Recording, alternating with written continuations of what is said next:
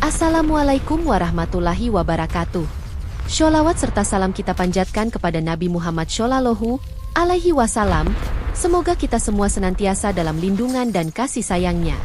Selamat datang kembali di channel ini, tempat di mana kisah-kisah nyata dunia kami hadirkan untuk Anda, dengan narasi yang menyentuh hati, penuh makna, dan tetap informatif. Sebelum kita mulai, jangan lupa untuk tekan tombol subscribe, aktifkan lonceng notifikasi, dan like video ini agar channel ini bisa terus berkembang dan menghadirkan informasi penting lainnya. Subuh itu, langit Tel Aviv masih gelap. Satu persatu pesawat internasional baru saja mendarat di Bandara Ben Gurion, Israel. Para penumpang belum sempat meninggalkan pesawat. Petugas darat masih sibuk mengatur logistik dan bagasi.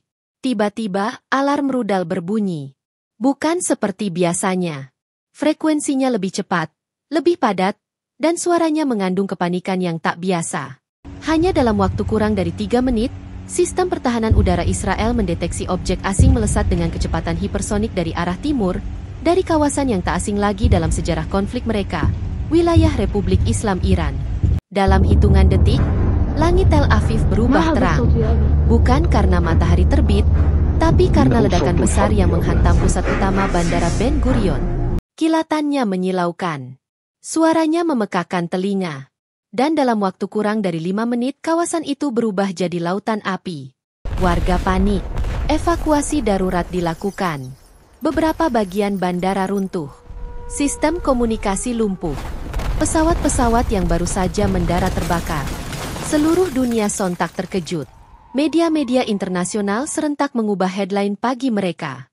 CNN, Al Jazeera, BBC, dan media dari Jepang hingga Brasil, semuanya menayangkan gambar yang sama, kehancuran bandara terbesar di Israel akibat serangan langsung yang diduga berkekuatan nuklir ringan. Apakah ini benar-benar nuklir? Apakah Iran telah mengambil langkah tak terduga? Yang pasti, ini bukan serangan rudal biasa. Ini adalah pesan terbuka.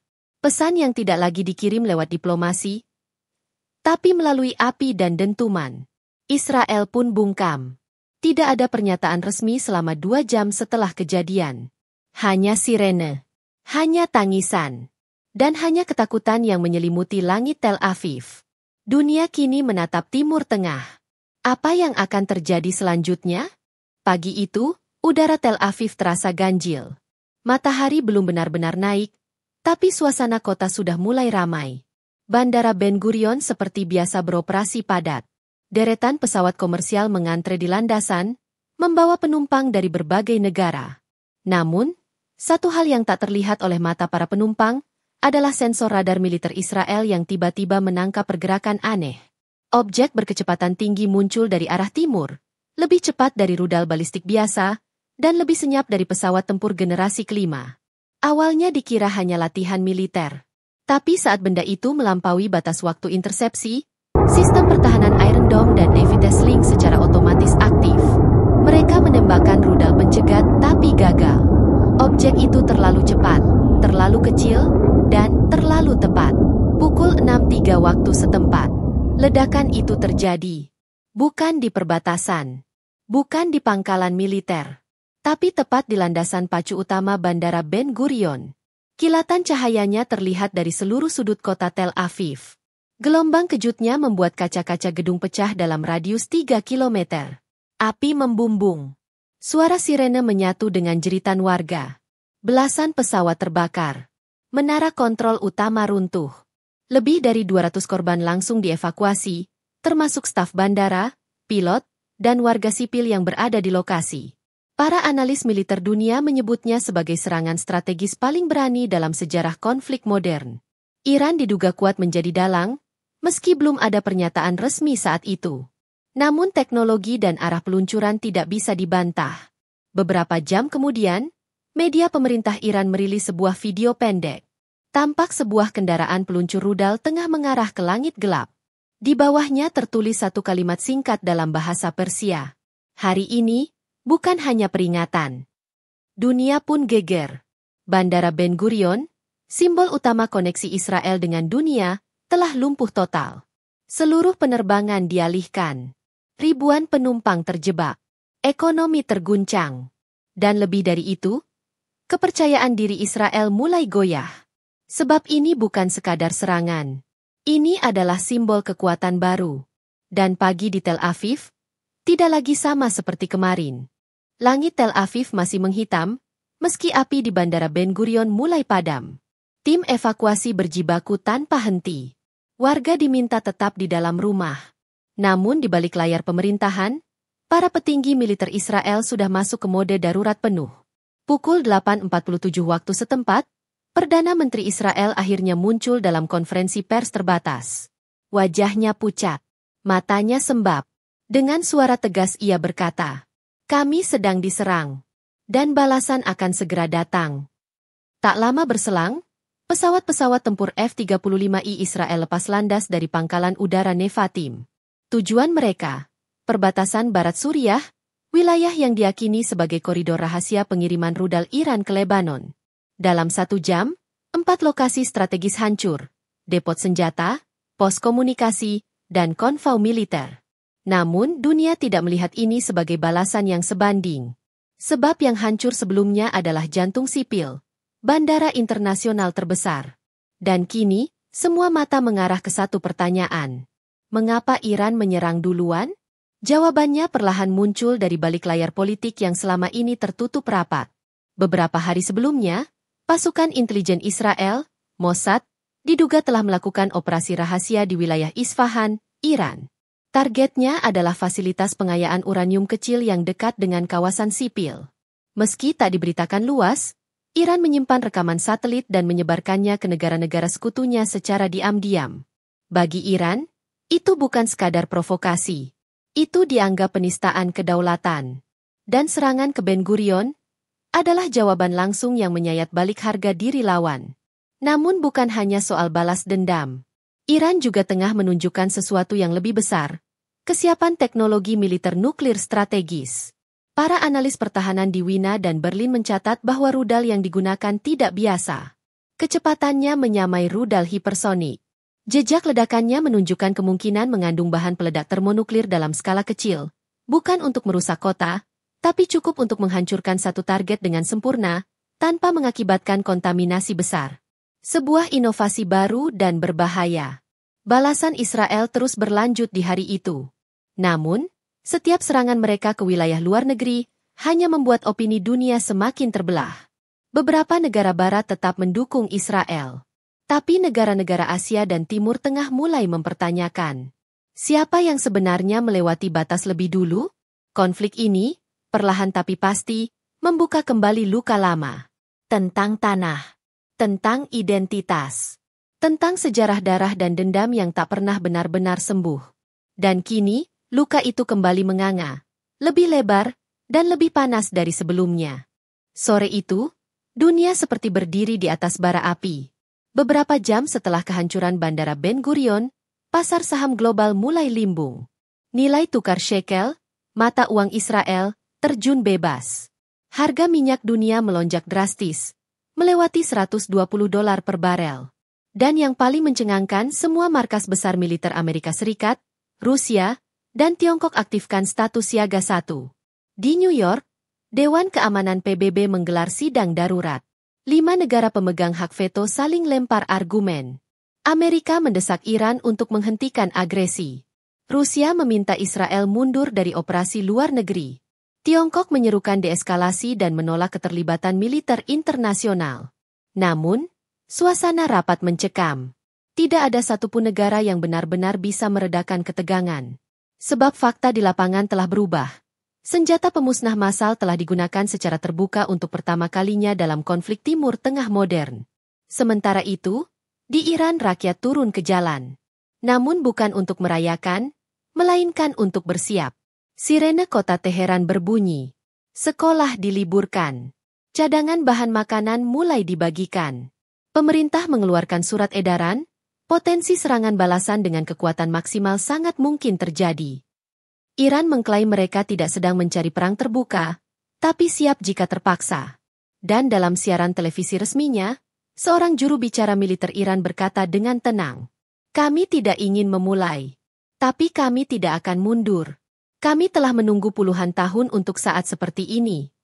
Di sisi lain, Israel masih menahan pukulan. Sistem pertahanan mereka kewalahan, terutama karena kekuatan rudal yang datang tidak bisa dicegat dengan teknologi standar.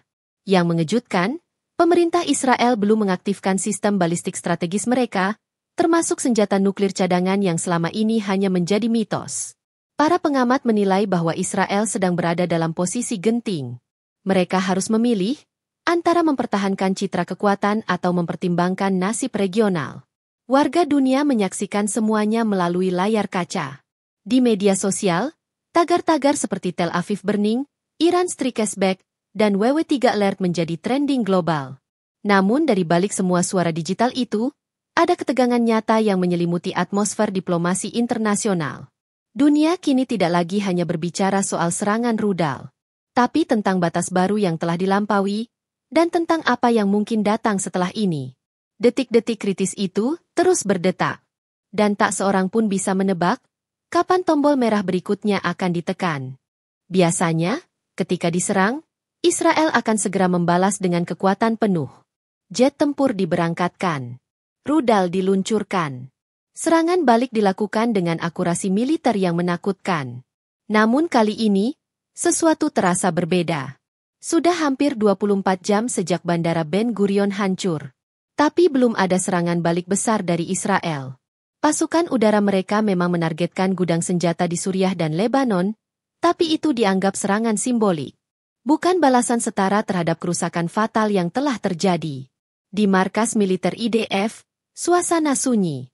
Para komandan duduk mematung di depan peta digital yang memperlihatkan kemungkinan jalur peluncuran rudal berikutnya dari Iran. Wajah-wajah para jenderal Israel tak menunjukkan rasa percaya diri seperti biasanya.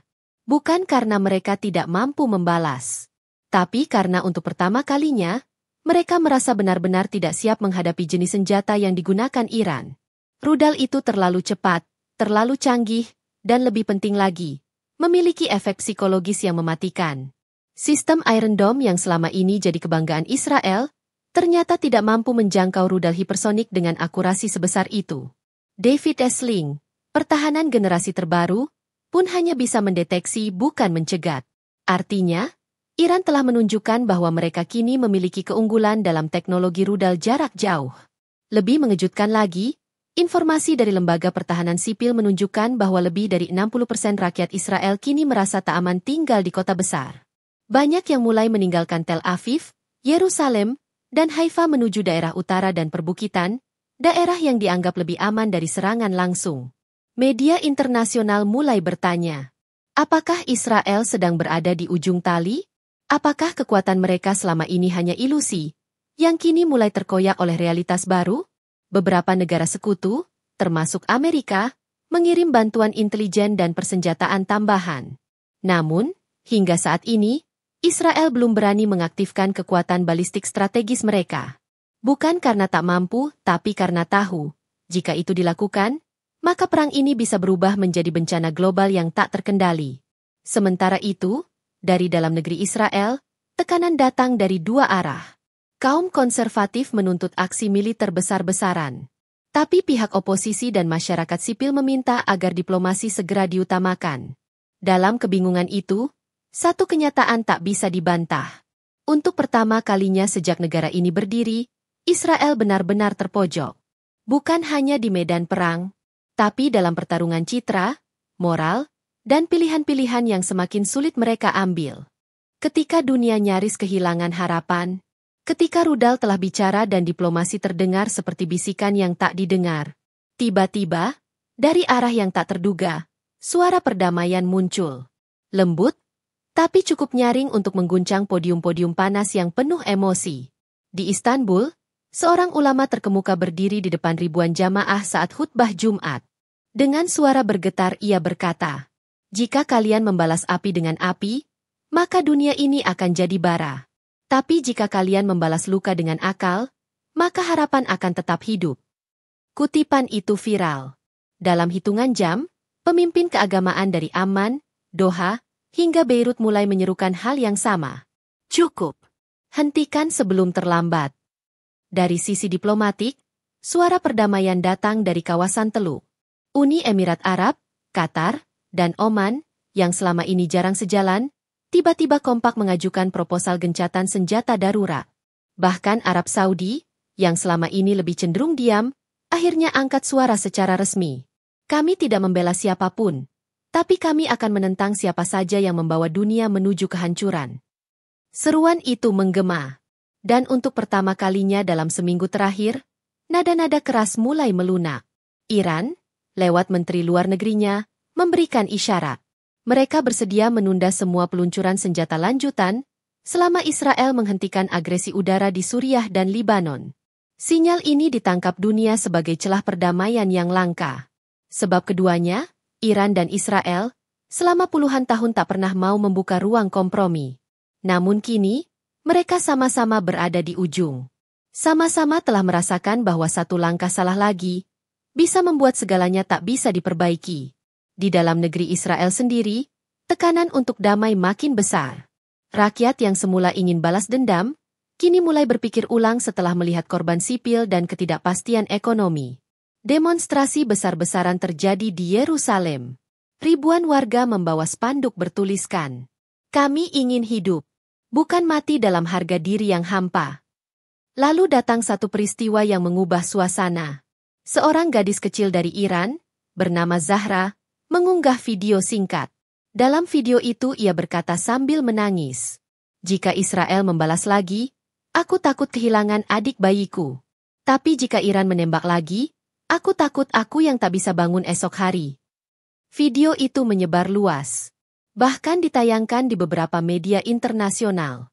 Dan saat itulah, para pemimpin dunia menyadari satu hal penting. Di balik perang ini, ada manusia. Bukan hanya strategi. Bukan hanya ego. Perlahan, tapi pasti, angin mulai berubah. Dari panasnya serangan, menjadi hangatnya harapan. Dari guntur dentuman, menuju gema diplomasi. Tapi, apakah ini benar-benar akhir? Ataukah hanya ketenangan sebelum badai yang lebih besar? Dunia menahan napas. Gencatan senjata tidak diumumkan secara resmi, tapi suasana perlahan mereda. Tidak ada lagi dentuman. Tidak ada lagi ledakan. Hanya kabar bahwa delegasi rahasia dari dua negara, yang biasanya saling mengunci pandang dengan kebencian, kini diam-diam bertemu di Oman. Bandara Ben Gurion masih hancur. Kerangka pesawat-pesawat terbakar masih menjadi pemandangan memilukan di layar-layar berita. Namun di sana, di antara puing-puing dan aspal yang retak, berdiri ratusan pekerja yang mulai membersihkan sisa kehancuran. Satu tujuan mereka, membangun kembali. Bukan hanya bangunan, tapi juga rasa aman yang sempat hilang. Sementara itu, di Iran, rudal-rudal disimpan kembali. Senjata-senjata berat ditarik dari garis depan. Bukan karena mereka takut, tapi karena mereka tahu, kemenangan sejati bukan pada jumlah musuh yang tumbang, tapi pada berapa banyak nyawa yang berhasil diselamatkan. Organisasi-organisasi internasional kini berlomba mengirim bantuan. Negara-negara netral seperti Indonesia, Norwegia, dan Afrika Selatan menyerukan terbentuknya koalisi perdamaian Timur Tengah. Proposal perdamaian baru disusun, dengan syarat-syarat yang lebih manusiawi dan realistis. Namun di balik semua itu, tetap ada bayangan gelap yang belum benar-benar hilang. Israel masih memegang kendali atas senjata strategisnya. Iran masih menyimpan rudal-rudal hipersoniknya. Dan dunia tahu bahwa hanya perlu satu ledakan kecil saja untuk membuat semuanya kembali terbakar. Tapi kali ini, setelah semua yang terjadi, setelah melihat bagaimana satu bandara bisa mengubah keseimbangan dunia, manusia mulai berpikir ulang. Tentang ego, tentang kehancuran, tentang batas antara kekuatan dan kebodohan. Bandara Ben Gurion kini bukan lagi simbol kekuasaan. Ia adalah pengingat bahwa sekuat apapun negara, sekuat apapun teknologi, tak ada yang lebih berharga dari kedamaian. Dan inilah titik baliknya. Saat dua musuh besar akhirnya menyadari bahwa perang sejati bukan lagi di medan tempur, tapi dalam hati mereka. Yang memilih menahan jari dari menekan tombol merah itu, satu kali lagi,